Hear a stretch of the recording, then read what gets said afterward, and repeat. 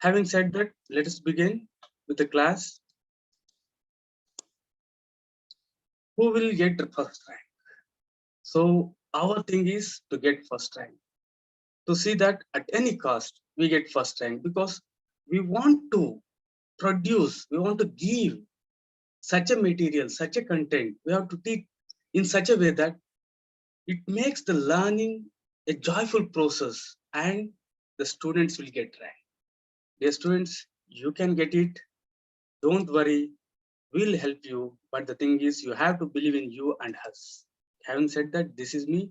For those of you, this is a brief about me. I have taught in various institutions of recruit. They're all, in fact, landmarks in civil service preparation. Right? Having said that, these are the details of the batch. Please go through that. We have completed ethics, all these topics. Now we are into the governance related topics. Right? Government. To know what exactly the government is, we should have a fair understanding of what is a secretariat. So what is a secretariat? Secretariat is sum total of all ministries and departments. I'll be just flashing the slides of yesterday. Like those of you who have just come, please do wait. After that, I'll be starting the new topic, right? Minister decides the policy, secretary provides the material, and executive head carries out the decisions, right? What is government? Very simple. It's a system, it's a tool, it's a device, it's a means to govern a country, right? It consists of legislature, executive, judiciary. Very important because most of the students think that government means only executive. This is not correct, right? Why these things are divided? Because if power is concentrated in one place, it corrupts. Power corrupts, absolute power corrupts absolutely. So they have divided the power. So there is a separation of power. Separation of powers, if they ask in the examination, what do you understand by separation of powers? Your answer should be, government consists of three organs or three branches. Each organ of the government exercises different powers and they are separate and independent, right? They're separate and independent. So this is separation of powers. There shouldn't be any confusion here, right? Moving forward, checks and balances. Through separation of powers, since we have separation of powers, each organ acts as a check. I have given the holistic picture for this. See here, power is divided. So if any work has to be done, all the three should come together. When one is having only 1/3 power or some amount of power, don't you feel it will check the other organ from being all powerful? So it acts as a check on the other organs of government. By acting as a check, it ensures balance of power.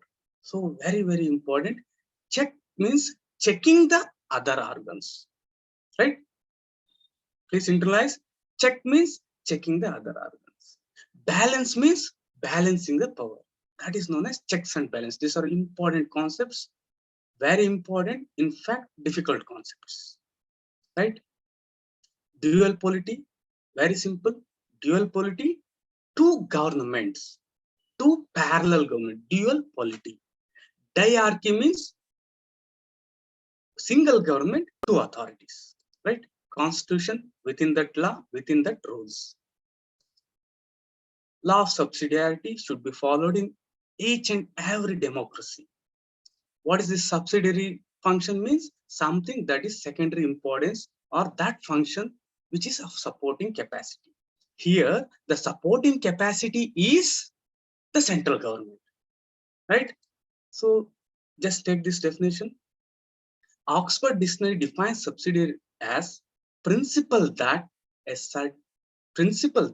central authority should have a subsidiary function, right? So just remember the things which I highlighted in green. What is the law of subsidiarity? Subsidiarity, law of subsidiarity means secondary function. Here, who is doing secondary function? Central authority should have a subsidiary function, not main function. Is the thing clear to you? Do you think now the law of subsidiarity is working? Do you think practically it has been applied as of now? No, the central authority is now acting as the main function. It is not taking the subsidiary functions. But law of subsidiarity says that central authority should have a subsidiary function performing only those tasks which cannot be performed at more local level. If it can be done at the local level, it should be given to the local level. Means people. If people cannot do, give it to community. If community cannot do, give it to village. If village cannot do, give it to taluk. If taluk cannot do, give it to district. So it goes on state like that, right? If they cannot, if they can, they should be given to the lower level itself. Why this law? What is the basis for law of subsidiarity? The basis for subsidiarity is in democracy, citizens are sovereign. Citizens are sovereign, all powerful, no power above these people, sovereign. And they are the stakeholders of democracy, and they are the final decision maker. The last word is very important in democracy. Who is the final decision maker? People, right? Here, very important thing which you have to internalize is, though the citizens are sovereign, though the citizens are all powerful and final decision makers, they are also the consumers of the services provided by the state. So the citizen sovereign consumer must exercise as much authority as practical and delegate upward the rest of the functions which require economics of scale, technology, managerial capacity, and collective amenities. Right? So these things we have discussed. Now coming to the concept of state. See here, most of you like interchange the concept of state and government. Say for example, for those of you like who are new, or if there is no distinction in the examination, if they don't distinguish between state and government, you can use them synonymously. Say for example, if they ask, what is the role of state? What is the role of government? If you are not getting, if you are not able to differentiate, you can use them. See, I'm using the words very, very consciously. If you are not able to differentiate, then only you can use. Otherwise, they're different. As we have discussed, government is a system. It is administering and enforcing laws. This government can change. On the other hand, state represent political institution. State represent the whole political system, political institution, and that represent sovereign people who occupy definite territory. So since the people are sovereign and it's representing the political institution, it is in fact a broader concept. In fact, government is within the state. So for anything to be called a state, it should have permanent population, definite territory, government, and capacity to enter into relation with other state. The state shall constitute the sole person in the eyes of international law, right? According to second ARC, see, this is very, very important. Dear students, very, very important. Please internalize this. Don't ever let other things come into your mind before this definition. Because like, if you are not like if you don't believe me, just like if you are in Telegram group or any group like that, just message there. Just ask them what is governance. Almost you won't get answers, correct answer. So what is governance? Very important concept. Please internalize this. Governance means anything done to maximize citizens' welfare. If you write that, that will be enough. Otherwise, if you can write the things given by second ARC as it is well and good. It refers to primarily a series of service operations with the ultimate objective of maximizing citizen welfare. This is governance. This should be the only definition which should be in your mind. Because if this is in your mind, you can somehow answer most of the questions. Governance includes all political, social, economic aspects, individual, household, village, rural, taluk, everything, nation, government, civil society, market, NGO, everything is in governance, right? So government is just a part of governance. Governance is the act of collectively solving the problems. Very important. See, first definition was that. Second definition, if at all, if you want, this is the second one. So governance is the act of collectively solving the problems. Problem solving, another name is decision making, collective decision making, right? Government is the instrument for that, is the instrument of collective problem solving, right? Second ARC, good governance. So here, these are not given in the second ARC, just for your general information. The term was coined by World Bank in 1989 and 1992 reports of World Bank. That will should be enough for you. There are four perspectives of what good governance is. See, as you are aware, the concept is very new. Like it is some 25 years old, not even 25 years old. So it's evolving. The perspective are one with respect to the condition prescribed by international lending agencies for giving loans or any assistance. Second is a collaborative problem solving. Third is quality of governance. Fourth is as a thing which is strengthening democratic values, ethos such as accountability, transparency, all these things. Don't worry about that. Good governance will explain in depth later, right? Now let us move to another concept, that is with respect to administration. What is administration? Please internalize these two things: collective effort, common purpose, right? What is administration? You have got this term. In which chapter we have got the specific term administration? Anyone can message me in which chapter the term administration is present. So you have gone through the syllabus. It's in emotional intelligence chapter. Nowhere the term just administration is there, right? So what is administration? Remember, but just these two things, forget everything. Collective effort. It is not individual effort. It's collective effort, and it's a cooperative effort. It's a group effort. And all these people have one common purpose or goal. So collective effort, common purpose is administration. Administration is a universal phenomena. It's present everywhere. But the institutional setting, the institution in which it is present makes the difference. Based on the institutional setting, we have got public administration and private administration. Public administration refers to administration which operates in the government setting.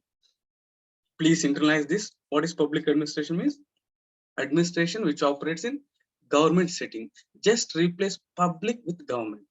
The word public in public administration refers to government administration. On the other hand, private administration refers to administration which operates in the non-governmental settings. That is business enterprises. Organization is the machine of management in its achievement of ends determined by administration. See here, very important. You have to keep this in mind. Organization is a machine of management, right? Why this machine is used? To achieve the ends. Who are giving these ends? Ends means goals, results. Who are giving? These results or ends are determined by the administration, right? Administration decides the policy. Administration determines the ways and means in which these things have to be carried out. These things are carried out by the management. In the process, management uses the organization, right?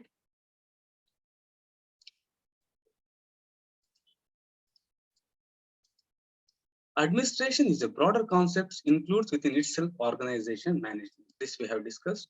Bureaucracy. Dear students, give due attention here. Bureaucracy, one of the most difficult topic. Not only for polity, even in public administration, students are not getting these concepts. But you should understand this because, as you know, already I have shown you the questions. They're asking questions directly from bureaucracy. Now, let us start. Let me just know like what you understand. Can anyone tell me what is bureaucracy? We have discussed this concept. Just message me or just you can take the mic. It's open. What is bureaucracy? Out of the things what we have discussed yesterday, what is bureaucracy? Recruitment based on talent. Okay. Any other thing? It is the reason, logical reason, authority, good knowledge. Sir, rationalization of collective activities. Oh, great, great. Who said it? Yashaswini, sir. Okay, right. Very good. Like you went through last class. Very good. It is the concept to run any big organization. Good. This is the in fact correct one. Right. Right. Two people have said it. That is in fact the real crux. Like to make the things simple, you can say that. So what is bureaucracy? Say for example, think that the, you just think there is a big organization. You have to run that. Please synchronize this one.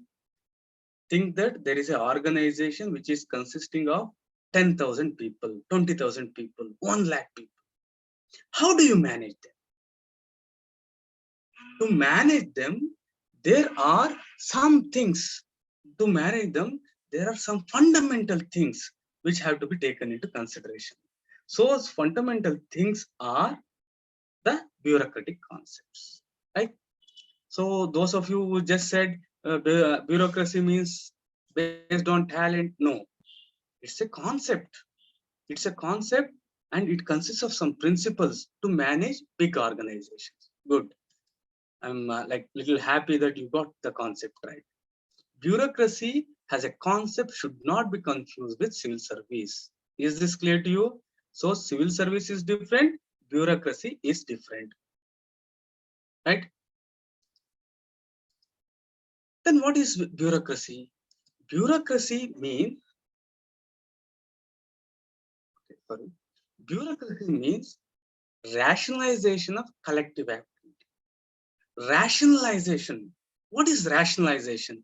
Little understanding of this. Rationalization means that which is based on evidence, that which is based on fact, that which is based on reason. Is it clear? Based on the thought. The things are clear there. It is not based on whims and fantasies of anyone. That is the rationalization of collective effort when we are working in group, right? This we have discussed yesterday. So to understand the concept of bureaucracy, just think about any big organization. Think about any big organization. I have given the clue. Just imagine police organization and whatever you see in there, that are those are the characteristics of bureaucracy, right? Now please give due attention here, right? These are the characteristics of bureaucracy. One, bureaucrats are subjected to authority only in official capacity. They are personally free. See here, they are subjected to authority only in the official capacity. Well, anywhere, say for example, an individual who is there in a police station will be having authority at that time. If he comes out, do you think he will be having authority there? He is subjected to authority only in the official capacity, right? Next, they are organized in hierarchy of officers. So these concepts always will be there. What is meant by hierarchy? Please understand. Hierarchy means each lower officer is under the direct control of the superior, right? What is hierarchy? Hierarchy in this it will be having different levels. At the top, as I have given the example, SP, sub-inspector, SP, DOSP, sub-inspector, constable. This is hierarchy. Here, constable is under the direct control and supervision of sub-inspector, right? This is known as hierarchy. So we are discussing about the characteristics of bureaucracy. Officers, the office has defined competence. Here, office means, say for example, a post. Office has definite, office has definite competence. Means people who are occupying certain position, they have certain competence. Say for example, if you are taking, for example, a secretary, a deputy secretary, they all have competence to do the work which is assigned to them. They have a definite competence. They are selected on merit basis or through open competition. These are fairly easy. Bureaucrats are appointed on professional qualifications. Next, they are paid fixed salary, allowances, and perks. Their office is their sole occupation. So, what does this mean? This needs little elaboration. Sole occupation. Let me give you an example. Have you ever seen a sub-inspector? Have you ever seen a Indian Revenue Service officer who works in the Department of Revenue in the morning and night he works somewhere? No. So here that work is his sole occupation. In fact, many rules and regulations are there which prevent an individual from doing other work. Just imagine, you think of any individual, generally, any IAS, IPS officer who is working in bureaucracy, definitely their sole occupation is the work which they do in bureaucracy, not the other one. Bureaucracy is characterized by career system in which they are appointed on the basis, in which they are promoted on the basis of seniority and merit. Right? What is this career system? In career system, there are two things. We can call the anything as a career system if an individual is spending significant period of time, significant period of time he is spending. The second one is there is a opportunity for progress. Say for example, if I join as a constable, I won't be there as a constable forever, right? So the concept of career service should be clear to you. Like most of you are not aware, there are two components here.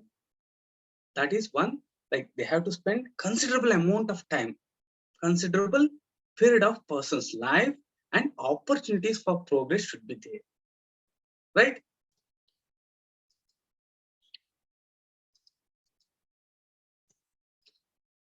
Official work separated from ownership of the means of the administration.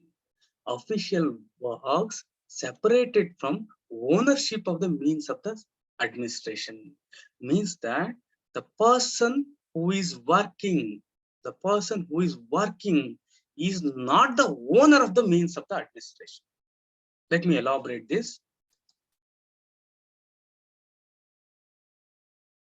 Okay, so previous one I just saw in the chat box. Okay, right? So please give due attention here. The official works separated from ownership of the means of the administration. Say for example, there is a sub-inspector. Sub-inspector is given a jeep. Sub-inspector is given a car. In our period, bullet used to be given, right? That bullet, that jeep, that car doesn't belong to the officer. Official work separated from ownership of the means means the things, the tools they are using, means of administration. So here comes one of the thing where most of you have confused. So here don't confuse too much, because to make this concept like more palatable, it needs like I need to take at least 2 to 3 hours of class, because I need to explain some of the things said by Weber, then only you will understand the things in detail. But as of now, these things are enough to you. In bureaucracy, obedience is to the impersonal order which is rational. Is this clear to you? In bureaucracy, you are obeying to the impersonal order. When a police officer comes and asks you, where is your helmet?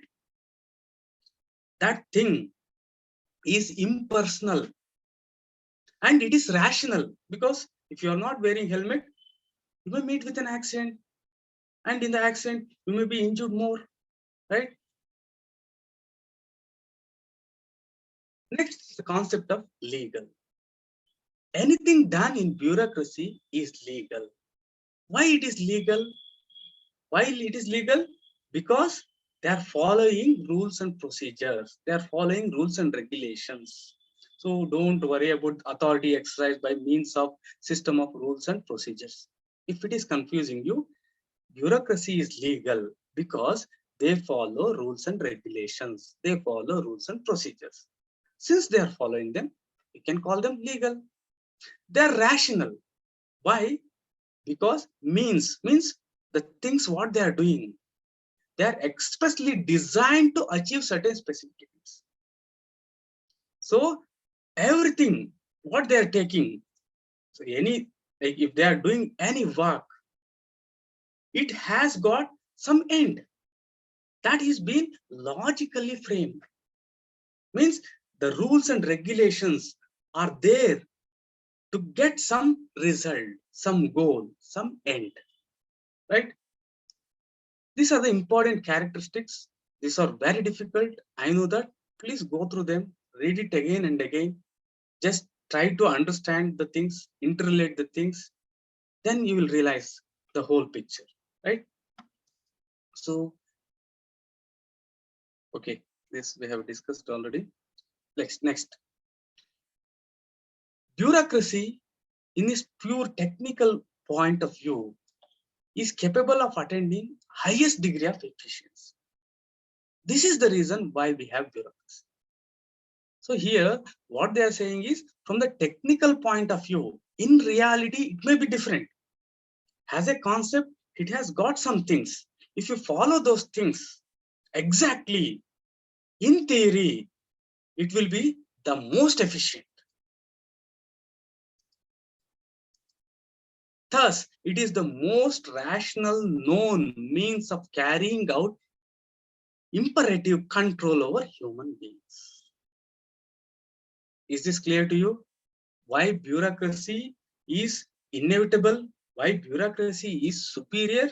Because among all the models available, we get highest degree of efficiency when we follow bureaucratic principle. That is the reason it is the most rational means of carrying out imperative control over human beings, right? It is superior to any other form of organization in precision, stability, discipline, and reliability. If you use any other model, there won't be precision, there won't be stability, there won't be decision, discipline, and they are not reliable. Think of police organization. Don't you think they can have discipline, reliability, stability, precision? Thus makes possible high degree of calculability of results for the heads of the organizations, right? It is completely indispensable for the needs of the it is completely indispensable for the needs of the mass administration in modern times, right? So these are the words you have to keep in mind. Why it is indispensable? Because it is the only rational means what we have. It has got highest efficiency, precision. You have to put all these things, right? Most superior. The one important thing is, once people are ruled by bureaucracy, they can never think of any alternative form of organization. This is for true. Think everywhere If once they are ruled, then they cannot think.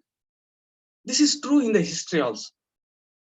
Means before coming, before they introduced the concept of bureaucracy or before they practiced bureaucratic things, the things were different. But once they use, they inevitably use forever. Okay, public administration. So can anyone say what is public administration from the discussions? What is public administration? Just one word. What is public administration?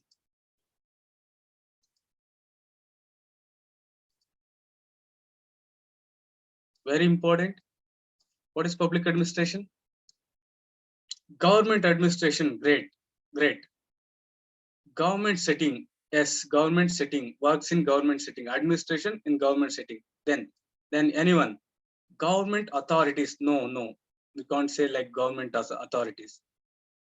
Control of government. No. To rule under the government rule. Okay. Control of governance. Any other thing? So here I will explain the things. Before that, I'll tell you one line, one word, you internalize that. Public administration refers to the executive branch of the government. Right? Clear? Once again, I will repeat. Public administration refers to the executive branch of the government. Right? Clear? Any doubt here? Element of group work? No. Is this clear? What is public administration? Like why I'm saying is, this is the crux you have to keep in mind. When I go through all the things about public administration, you may get confused. Right? Is the point clear to you? What is public administration? Public administration is the executive branch of the government. Right? Am I clear? Just show me a thumbs up if the things are clear to you. Refers to the executive branch of the government. Great. Great. That's it. Great. Okay. Right. Okay. Next. Public administrations refers to the, so here one thing what I have given is the ultimate definition, one word definition, but I'll be elaborating many things. Don't get confused. Public administration refers to the executive branch of the government. That should be enough for you, right? Okay, 1 minute. Okay. Public administrations refers to the administration which operates in the government setting. Like most of you have answered. Great. Focus is on the executive branch of the government, right? See here, first one, they are working in the government setting. So the focus is on executive branch.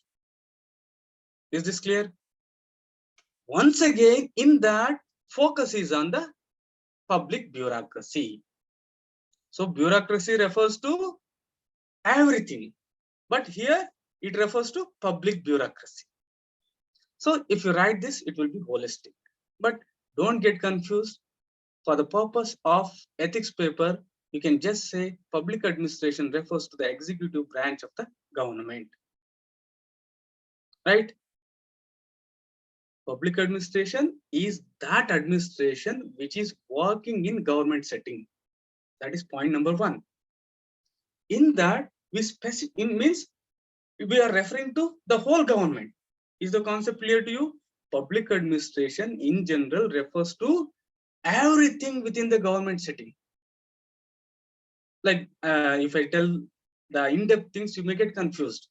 So just take the things what I say, because there are different views in social science. There will be different views always. Public administration refers to administration which operates in the government setting. The focus is on executive branch of the government. In that again, the focus is on bureaucracy, right? Public administration has two implications. What are these two implications? One is has a activity of administering. Another has a subject, right? So public administration has two meanings. What are these two meanings? One, activity of administering. Second, has a subject like sociology, philosophy. Right? Clear?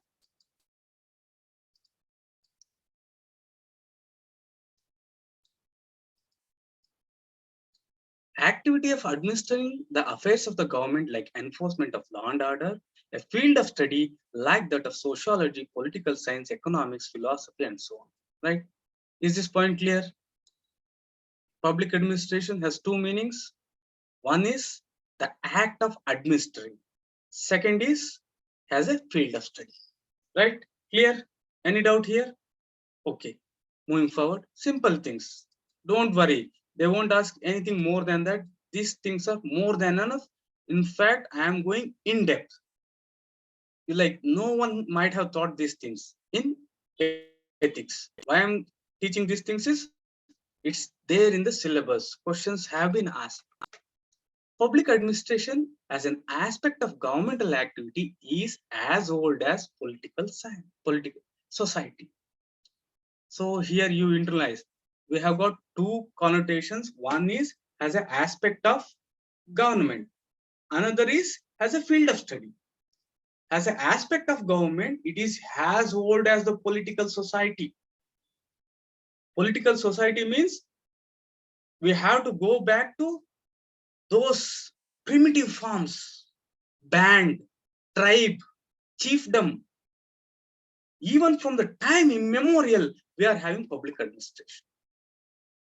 We are having public administration as an act of governance from the time immemorial.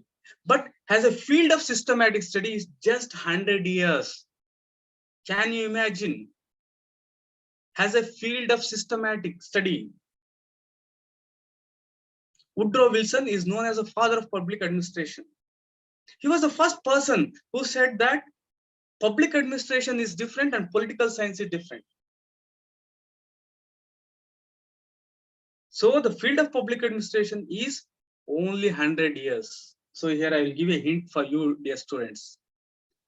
Those of you who are preparing for civil service, you can just take a correspondence or like open university degree where you can choose public administration. It is very easy. The reason is it's just 100 years old. Number one. Number two, 99% of the literature in public administration is from America, USA.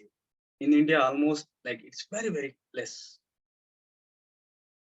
So the subject is very, very concrete.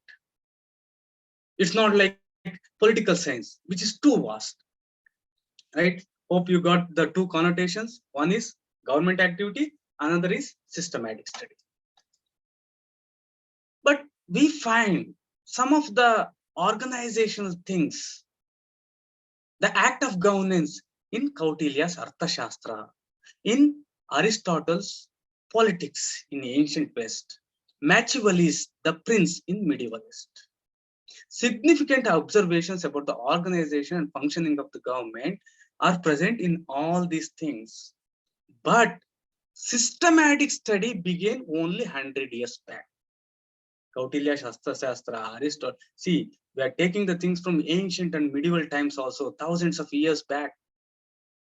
There are elements present with respect to government, but they are not systematic. Is the point clear to you? Right. Public administration is both an academic discipline and a field of practice. Public administration is carried out in public interest. This is very important.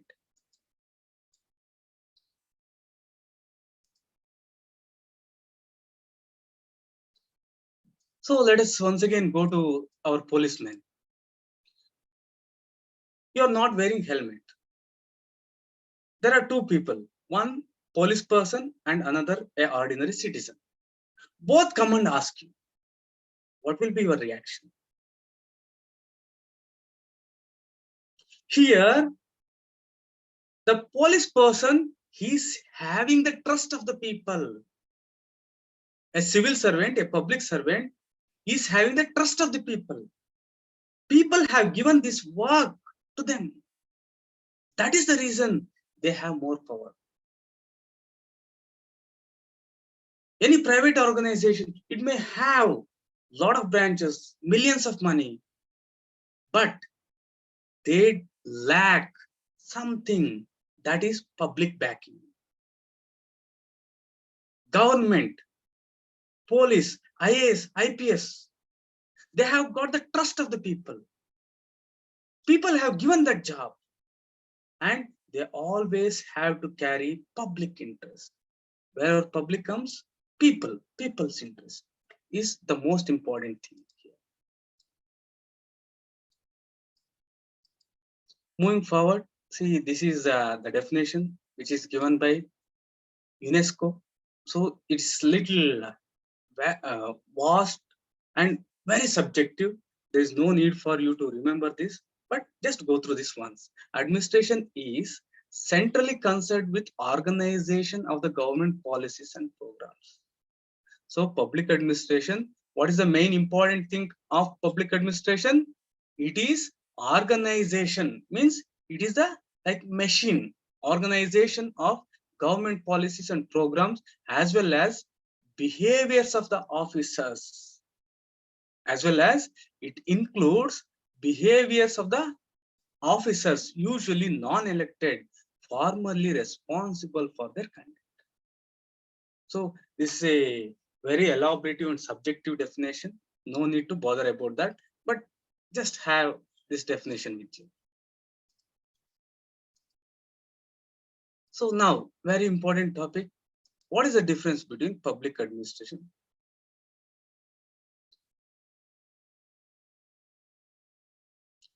Public means people. Public means people, but public in public administration means government, right? Karan, very good question.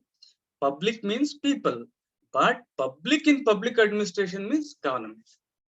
So now just tell me, what is the difference between public administration and private administration? Just I'll give a hint to you. What is the difference between, say for example, our government and Infosys? Or I'll give one more, like what is the difference between Tahsildar's office or district magistrate office and the office of a CEO or any executive? What is the difference between public organization and private organization? We'll make that like this. Operates in governments and non-government, very good. Any other? Public administration, private administration. So you take that as public organization, private organization. Think it over. Just give some few words.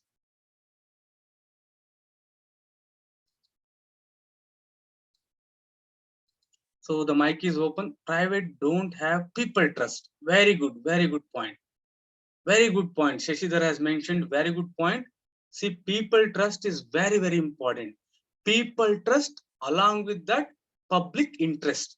Public organizations responsible towards people. Yes, very good. Karan has said correctly. It appears that all are very senior citizens because they are like, so dear students, like, see, democracy is a virtue, democracy is a value. So the beginners, if you are in minority, so you know what things may happen. So I ask like you freshers to have more freshers in the class so that we can have like a different way of approach. Because if we have to give, private is limited within the private organization, public organization, what responsibility, authority, great. Any other definition, any other thing? Great. All of you have given correct answer. Now, let me sum up these things in a systematic way. But think this in your mind. Public organization, keep like administration, you remember. Public organization, private organization. Infosys, Wipro, Amazon. Here comes your social welfare department. Maybe your Minister of Defense. Law and order. So what is the difference here? Dear students, one of the most important difference is the public political character. public administration works in people interest. Great. Okay. Great. Public administration is having political character. Private administration is not having that. The breadth, scope, and impact and consideration of public administration is vast. Scope of public administration is vast. It is often said that the scope of public administration not only limited to birth and death, not only between this period, not from birth to death, it's still ahead. Means it's from womb to tomb. Means before you are born, when you are in your mother's womb, tomb, even after death, the scope is very vast. Do you agree with me or not? Even before you are born, public administration, public organization. Even after you die, say for example, where you have to be cremated, there comes public administration. The impact considerations are very huge, broad. Public accountability. What is this public accountability?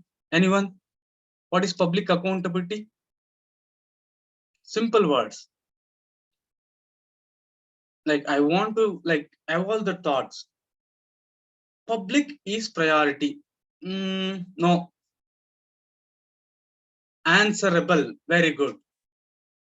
Accountable to people. Very good. Very good. See here. Public people. Accountable to people. Accountable means here, if they ask, what I have done? Why I have done? Then they should be answerable. They are accountable for the work they have done. Right? Public administration is accountable to public people. Do you think private organization is accountable? Say for example, you are Elon Musk. He does whatever he wants. Is he responsible to people? No. Right? Next, said. See, these are very, very important, not only for ethics, in all your papers, you have to write these things. Principle of uniformity is followed in public administration, isn't it? Say, for example, you are standing in front of a ration shop, PDS, public distribution system, where government distribute food grains. There, aren't we all uniform? Is there any preferential treatment? No, there is a principle of uniformity.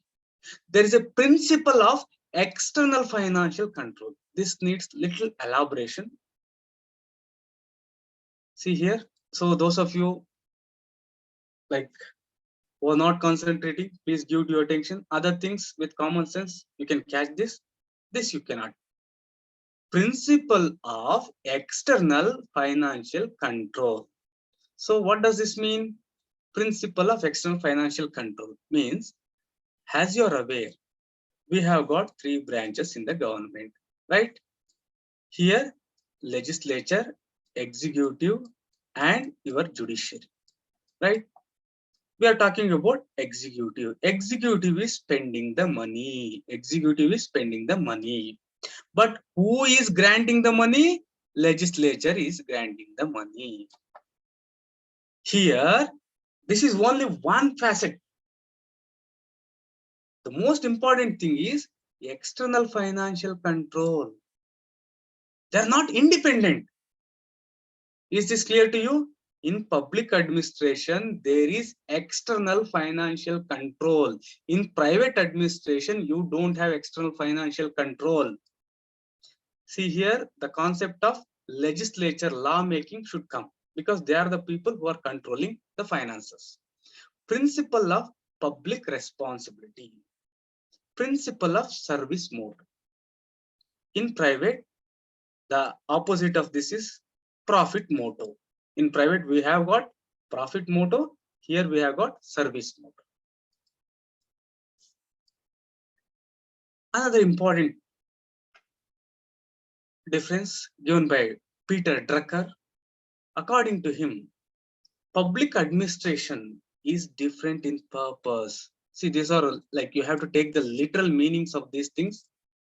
The purpose, the values, different values. What does this mean? Can anyone explain? Public administration have different value. Students who are there in the class, what is the meaning of this one? Different value. Means, what is the meaning of value? What are values? Important. Not like you can say important. Okay, importance, important. Okay. So here, different values means, what is the meaning? What is the implication? Yes, anything which is important. Different values means here, what is important for public administration is different from what is important for private administration. Public administration, the importance is service. Service is our motto. On the other hand, private organization, profit is the motto. Makes a different contribution to the society. Performance and results, very important. Performance and results are quite different in a service institution from what they are in a business institution. Here, performance and results. Always in private administration, we take profit as the major criteria. But in public administration, satisfaction of the people, upholding the public trust. All these things are important. Here, efficiency, effectiveness are not the only things. Here, people are important. Satisfaction of the people is important. Giving service to the people is important. But in private administration, there, the evaluation of the results, how the things go on, everything is dependent on the profit.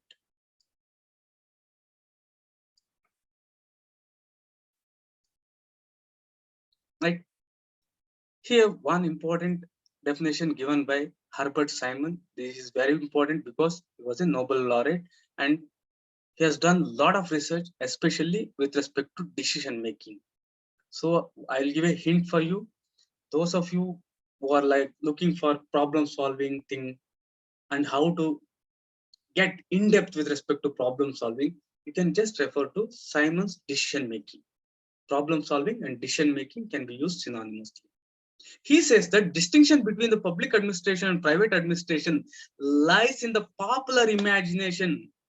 So he says that the distinction is present in the minds of the people. How people imagine, what people think. Right? Am I clear here? According to Simon, or Simon has distinguished between public administration and private administration on one basis. What is this basis? What people think, what people imagine. So what people imagine about public administration? They feel that public administration is bureaucratic, whereas private administration is business-like. People feel that public administration is bureaucratic. What are the principles? What are the characteristics of bureaucracy? Just one word for all those things. What are the characteristics of bureaucracy?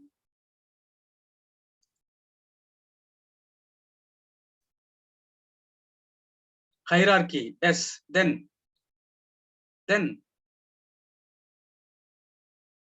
any other?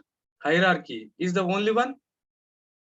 Legal rational authority. Good. Then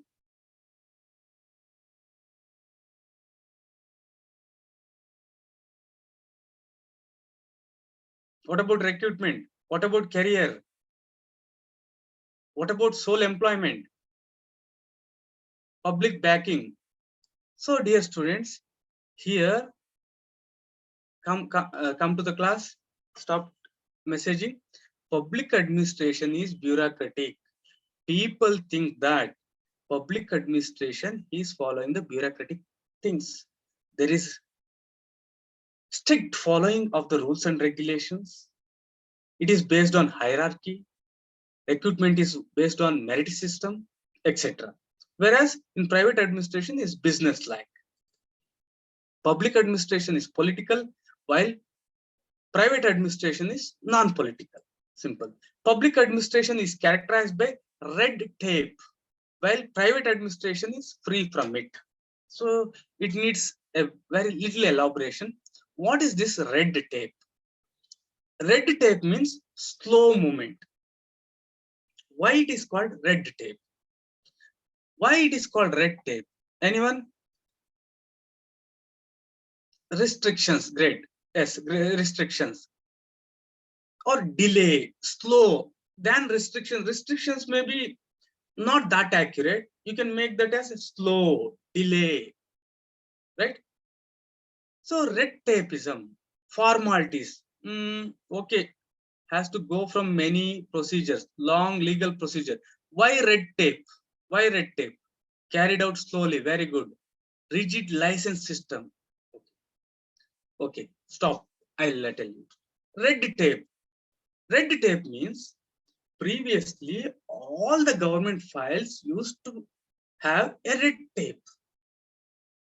Are you getting me? Like just imagine the things. In fact, you might have not seen, I have seen. All the files in the government used to have one tape. Say for example, if you think this is the file, there used to be a tape, red tape. So that red tape, if it was present, it was inevitable that it will move very slow. Very slow. Is the concept clear? Red tapeism means slow. Moving very slow. Things are not working fast. Since all the government files were tied with the red tape and all the government files used to move very slow, lot of procedures, it is known as red tapeism. In private administration, you don't have. See, this summarizes everything. Everything. There is no need for you to go to any book, right? So now let me introduce two more concepts to you. Here I won't be going in depth. I'll be just giving you what these things are. See, you have, public administration. So what is this new public administration, NPA? So why I'm saying is these things have come in your UPSC question paper and also second RC report. See, public administration, which was present earlier. Okay. Here, there are two things. One is NPA, New Public Administration. Second is NPM, New Public Management. See here, just you think about like management. Coming back to this NPA, New Public Administration.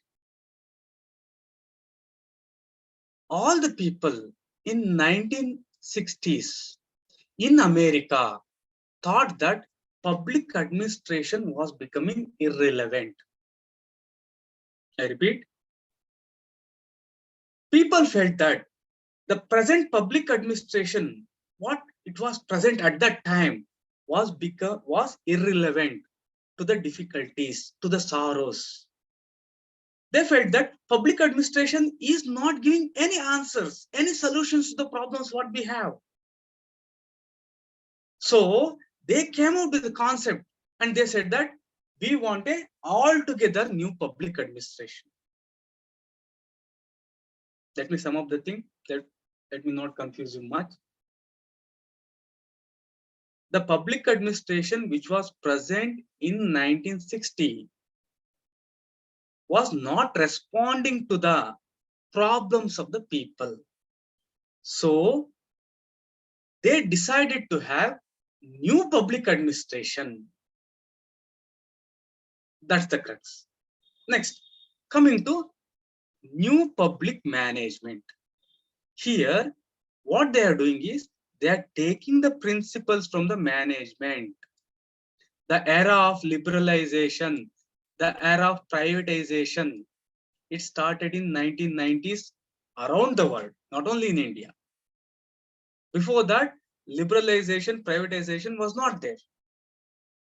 Here, what they say is use the principles of management, use the principles of private organization in doing the work. Because by 1990, all the public sector undertakings were utterly failure. None of this were making any progress, any profit. Using managerial skills, using management tools in public administration is known as new public management. Simple, don't worry, I have just introduced them. We'll go in depth. Right? Okay. Any doubt with respect to the things we have discussed as of now? Okay, if you have any doubt, please let me know. Any concept is not clear? So, is there anyone having any doubt? Okay, okay, we'll move forward. Great. So here, now, please answer me. You have to answer this. Which among the following are correct? All civil services are public services. All public services are civil services. So this differentiates. Which is correct? Does public administration comes under governance? Yes, it comes. Yes, it comes. One. Oh, civil service. All civil service are public service. Two. Shashidhar. Two. Both. Wow. You are using all the options of UPSC. One or two. Both. Neither one nor two. Is there anyone who says neither one nor two? Very good, very good. Once again, please. Okay, like among these two, which is correct? One or two? All civil services are public services. One. All public services are civil services. Which is correct? Second one. So many are changing the see, this is not fair. You are changing. Once you First told one, sir. now you are saying two. Two. One, sir. Okay. Okay. Let me just sum up the things. See here. See, if I ask you a question like that, then only you will remember. If I just go through the slides, you won't remember at all. See, so keep aside all the things. Now I'll say one thing. See, this is your public administration, public service. This is your civil service. So now, which is the correct answer? First one, sir. First one, right? So this is the one which is used in your logical reasoning, all these things. You have to learn writing Venn diagrams. So there will be questions like all goats are sheep, but all sheep are not goats. But in them, some goats are lions. Then what are lions, they may ask. So if you make Venn diagram, it will be easy. Okay, let me explain this. This is a very simple concept compared to other things. One, see here, civil service or professional means activity that represent a certain level of education, skill or time. So here, not only the concept, the meaning you have to internalize. Whenever say I am a professional service. So whenever an individual says I am a professional, what does this mean? Means they are doing some activity that requires certain level of education, skill and training. Professionalism means not education, not skill, not training. It is doing activities which require these things. Right? Is the point clear to you? So I have recently I have seen an ad in that professionalism. There was something. Okay, leave that apart. Professional. When can we call an individual as a professional? When he is doing an activity beyond that, there is education, there is skill, there is training, everything. Right? So civil servant is professional. Full-time. It's not part-time, it's full-time, sole occupation. Next, paid from the money voted from the parliament. They are paid from the money which people give. So here people give in the form of tax. These taxes are paid to this. So for anyone to call, so if you want to call anyone as civil servant, he has to be paid by government. Right? He is skilled and it is a career service. So career service, we have defined that career service. What are the two important things? Considerable amount of time of an individual's life, and there should be an opportunity for progress. All these things are present in civil service. Just see here. Don't remember all these things. Just remember the things, words, professional, full time, paid by parliament, paid by public money, skilled, career service. Isn't it easy? What is civil service? Just remember 5 words, right? Civil service shall comprise all personnel holding civil posts under union or state government. This is very important. This is one of the definition given by second ARC. So you please put this in your own word and reproduce everywhere. So from now on, if anyone asks what is civil service, you can just use this. Just say it comprises of all personnel holding civil posts. Right? What about public service? As defined by draft public service bill, it consists of all India services, central services, and any other service or post in connection with the affairs of union or state. So here important distinction is, say for example, consolidated fund, trained, very good, okay. See here, public service. A government doctor is a public servant. A government nurse is a public servant. A constable is a public servant. Your CM is a public servant. Your PM is a public servant. One of the main reasons is they all are paid by public money. But your government teacher, your government doctor, or a staff nurse working in a government hospital, they are not civil servants. Is the point clear to you? Two important things you have to take into consideration. Right? One thing. First, okay, like let me sum up the things here. Please concentrate here. Number one, public service and civil service can be used synonymously. Is this concept clear to you? Like, as we have used the term, ethics and values are sometimes used interchangeably. What is the reason? Because ethics is a part of values. Similarly, public service and civil service are used synonymously sometimes. Don't get confused. And in fact, in your syllabus itself, they mention public service or civil service values. So not to worry, that is one point. Second point is, there is two important things. There are two important things common to public service and civil service. What are they? Number one, both are paid by people. Both are paid by people, public money.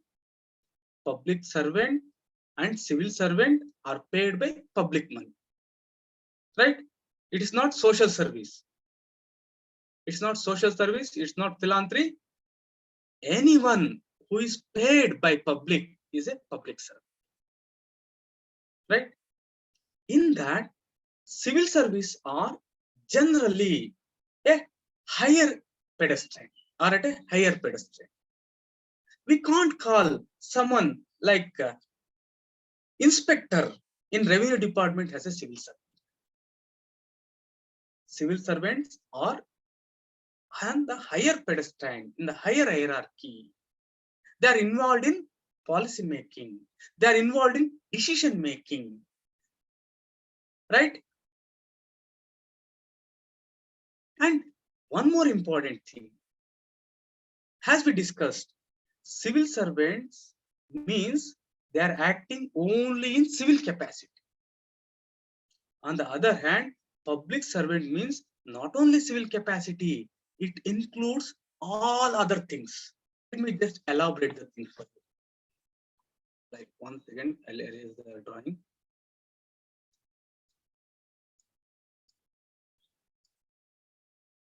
Right? See here, you have to concentrate here. The main difference comes here. In civil services, all these things are excluded. Military is not civil service. Judiciary is not civil service. Political office is not civil service. Am I clear to you? On the other hand, military, your judiciary, all these things are part of public service. Right? Any doubt here? Like if you have got any doubt, please let me know. Please do ask. So is the concept clear to you?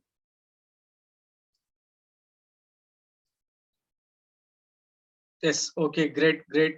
Okay. Great. Okay. Let me just make the things clear and simple once again, so that you will have glad. Okay. Like I feel very happy. It means public service is broader. Yes, 100%. Public service is broader. Okay. Concentrate here. Like, please concentrate here. Okay. Let me clear all the things here. Don't mind. Okay.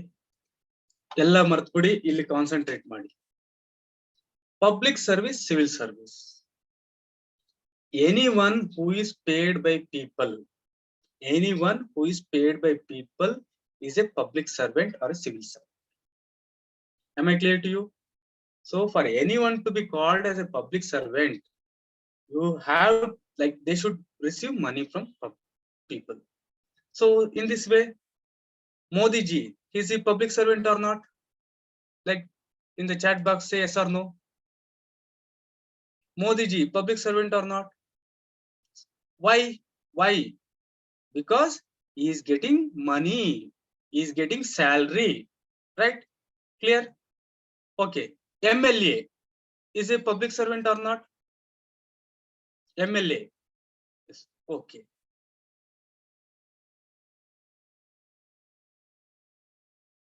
Then, okay, clear. So one thing. What is the second half? These people work. On behalf of people, for people interest, on public trust. Right? That is one thing. Coming to the differences, public service includes everything. Government ಕೆಳಗಡೆ government ದುಡ್ಡು ಯಾರ್ಯಾರು ತಗೊಂತಾ ಇದಾರೋ ಅವರೆಲ್ಲ public service. Right? Military, judiciary, all are in public service.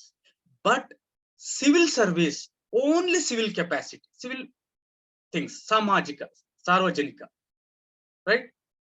So military, judiciary and political office is not present in civil service. Okay. Any doubt here? Okay, we'll move forward then. Great. So all civil service are public service. Is the concept clear to you? Do you agree with me?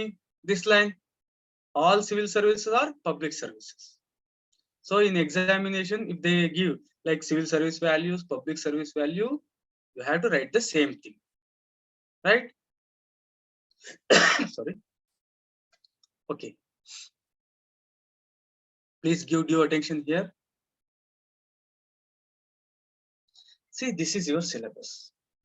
As you are aware, we have got 7 chapters. If you include case study, it will be 8.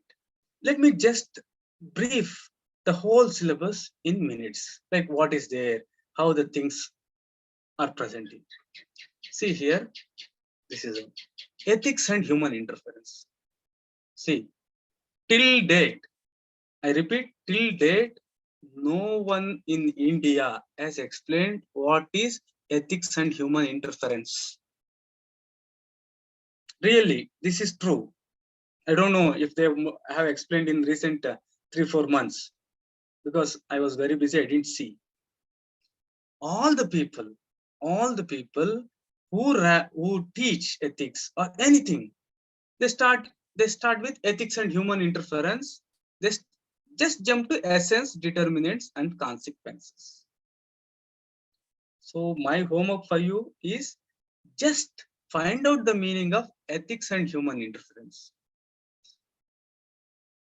I'll tell you what is the exact meaning of ethics and human interference.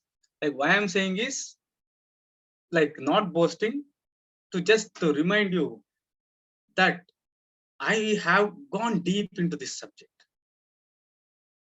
So how the teachers are explaining here is man and machine interference. So they're taking that logic and they're trying to explain this concept. It's not like that. So is there anyone who is having the idea of what is ethics and human interference? None. It is not explained anywhere. If you want the answer, you have to come to class, because I feel as of now nobody has a fair idea of what is ethics and human interference. But don't you think it's very, very important? Because the very first line of the syllabus is this, right? I'll explain what is that, don't worry, but it takes time, because there are many things before I explain those things. Essence, determinants, consequences of ethics in human action. So here, first of all, we will be learning what are human actions. What are human actions? Ethics is concerned with only human actions. Only human actions. Right? Don't worry, I will explain that. Then comes ethics in private and public relations. Ethics in private and public relations. Private relations means one-to-one relation, what we have. The public relations is the relation what we have outside our primary relations. Okay, one answer has come. Collectivism and code of conduct. What is that? Collectivism and code of conduct. I didn't get Kavita. What is that? Ethics is equal to standards or principles. Great. Next. See here, attitude.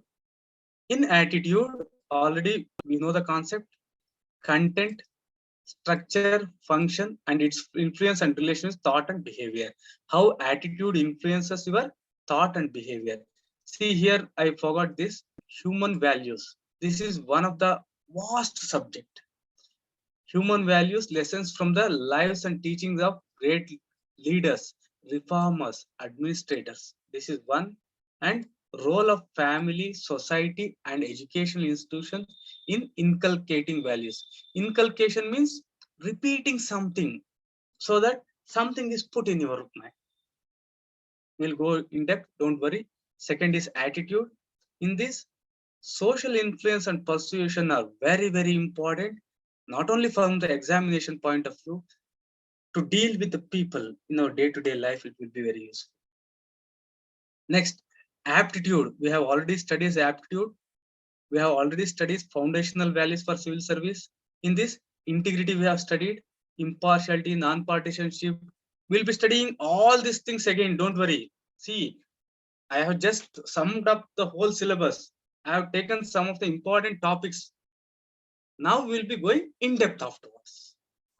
Aptitude, foundational values for civil service, integrity, impartiality, and non-partisanship, objectivity, dedication to public service, tolerance, compassion towards weaker sections of society, emotional intelligence, concepts, its utilities and application in administration. See, here the term administration is present and nowhere. Public administration we have, not administration. And governance. Nodi governance ಎಷ್ಟು ಸತಿ ಹೇಳ್ತಾ ಇದ್ದಾರೆ. Contribution of moral thinkers and philosophers from India and world. Public or civil service values. So don't confuse, take them synonymously as of now. Ethics in public administration, status, problems, ethical concerns and dilemmas in government and private institution, laws, rules, regulations, conscience as a source of ethical guidance, accountability and ethical governance, strengthening of ethical and moral values in governance, ethical issues in international relations and funding, corporate governance. These are the things. Next, last chapter is probity in governance. So, what is probity? Anyone in chat box? What is probity? What is probity? Sir, evidence of ethical behavior. Okay. How you come to know? How you say that there is ethical behavior? What is the evidence? Following the rules and regulations. Yes, following the rules, regulations, procedures, means, laws, bylaws, everything. See here, why I took this is, see here, your chapter name is probity in governance, right? What are the things present here? Come, like second line, information sharing, transparency in government, right to information, code of ethics, code of conduct, citizen charter, work culture, quality of service delivery, utilization of public funds, challenge of corruption. So here, why I said is, see if the administration is transparent, if there is information sharing, if you are following code of ethics, code of conduct, then we say that there is probity in governance, right? So that is the thing. Here, what are these things? Code of ethics, code of conduct. These are procedures. These are processes. These are methods. These are means, right? So please give attention and concentrate on this thing, the syllabus here. So here I will tell you like exactly from where the questions are coming. Most of the questions where they are coming. See, this is the area. Every year there will be 2 to 3 questions. Every year there will be 3 to like 4 questions also. But they will be in the form of like sub questions. In one question, 3-4 questions will be there. Every year a questions will appear here. One. That is one important thing. Next thing where the questions are appearing are, 1 minute.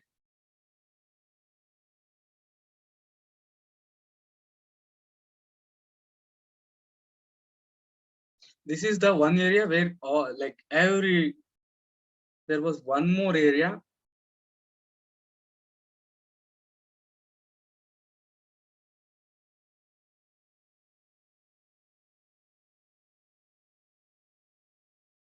Okay, like I'll tell you afterwards. That is a small area. Okay, so this is the area where you'll be getting questions every time. So you have to internalize these things. That is one thing. Second important thing is here, contribution of moral thinkers and philosophers. Here, there is no need for you to go in depth with respect to most of the thinkers and philosophers, but you should have a fair idea of some of the important thinkers and philosophers. And UPSC is not going in depth in this regard. That is one thing. Right. So this is about the syllabus, the complete syllabus. Coming to the tests. So as I have told you, every week you will be having tests. But like I have made like you may not be aware, I have made test everything in a sequential way. Now most of the students are not prepared to write test. If I give the test, it will be of no use. Once it starts, it should go in a logical way. So still the students are coming, like let the things settle down, because giving test is not a difficult thing for me. I'll be giving the test. This week you won't be having the test. Monday you will be having the class. That is one thing. Then coming to tests. How are tests conducted? Tests are conducted in app. So you are in Buddha IAS coaching 563 batch. In that there is one section known as test. So if you want to attend test, you just have to go to the test section. If you go to the test section, the things will be available, right? So any doubt with respect to any concept which we have discussed? So if you have got any doubt, please let me know. Please do ask.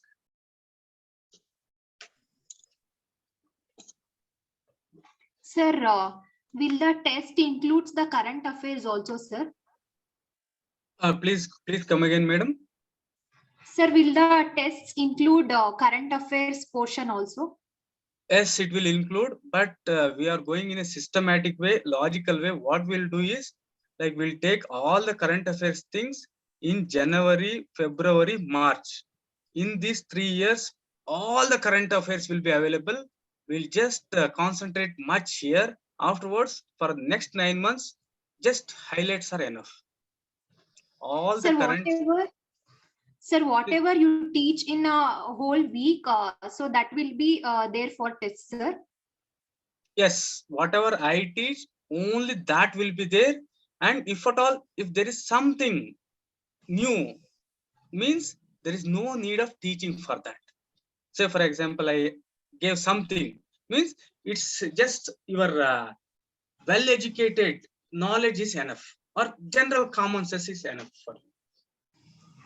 So, Hagagi, like tomorrow you won't be having, this week we won't be having. The students, you cannot imagine, will go in such a systematic way. Let all go wherever they want. We will, like, I will show you that here the things will be the best. Don't worry. Because like most of you, like as not only you, even me,